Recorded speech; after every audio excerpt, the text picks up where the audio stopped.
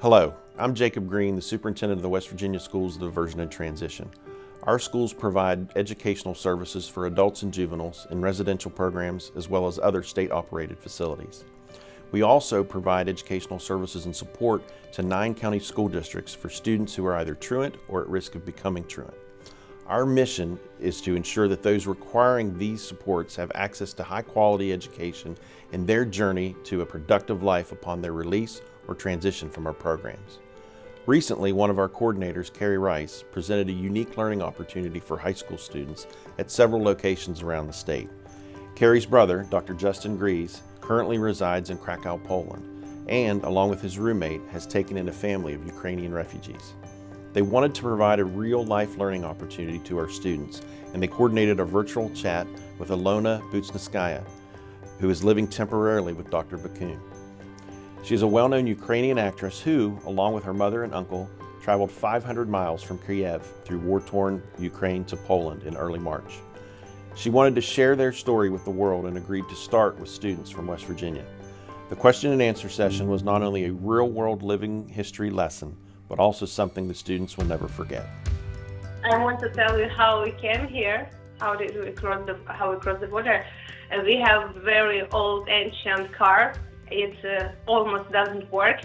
And I have my mom, my uncle, her brother.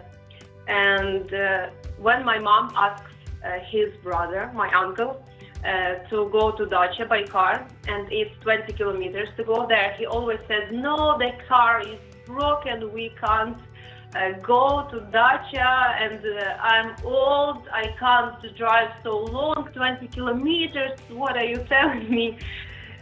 He said, no, I will not go there, we will stay in bunker, in, how to say it, in the shelter. But the car, it's magic, we came here. So first of all, when we crossed the border, there were 5 nights in the car without sleeping, standing in the line. And we were lucky, the line was 15 kilometers and the other line was 50 kilometers. So we were 5 nights without sleeping and eating just something. And when we crossed the border, there were lots of people, Ukrainian, Polish people. They gave us food. They told us everything you need. They go starting looking for shelter. Like, is it okay to go to Krakow? Do you like it? Are you happy with this? Of course, we're happy of everything. And I want to say thank you to all Polish from all Ukrainians. That's amazing. I know that Polish people help us by themselves. That's not just about me. A lot of stories from my friends who are here, and we see how Polish people help us. They give us everything we need. That's just amazing. I never thought that people like this exist. And you know, that's the time when this time reveals everybody who is who. And now material things they just means nothing.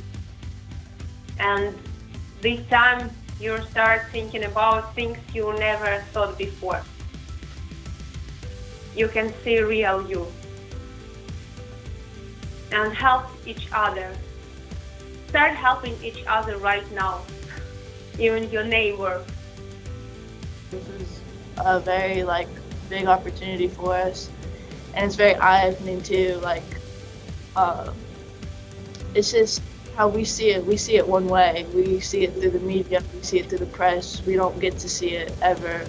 You're a witness of it. You're living it. We don't get to see that a lot. So it's very eye-opening, and it makes it at least I'm very appreciative for the life that we have over here. It's not over here, and I hope that the U.S. in itself can do more for the Ukraine and Poland and hopefully, but it's gonna get better.